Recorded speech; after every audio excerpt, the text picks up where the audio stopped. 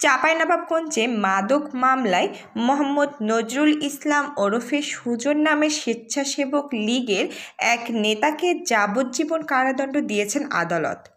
সেই সঙ্গে তাকে 5,000 টাকা অর্থদণ্ড, অনাদায়ে আরও 6 মাসের কারাদণ্ডের আদেশ দেন আদালত।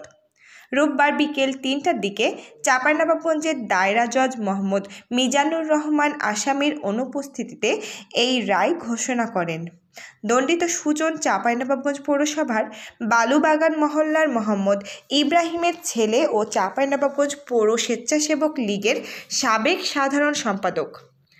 মামলার বরাত দিয়ে রাষ্ট্রপক্ষের আইনজীবী মোহাম্মদ আব্দুল ওদুদ জানান, 2021 সালের 26শে ডিসেম্বর গোপন সংবাদের ভিত্তিতে বালুবাগান মহল্লায় মোহাম্মদ নজরুল ইসলাম সুজনের বাড়িতে অভিযান চালায় মাদকদ্রব্য নিয়ন্ত্রণ অধিদপ্তর, চাঁপাইনবাবগঞ্জ জেলা কার্যালয়।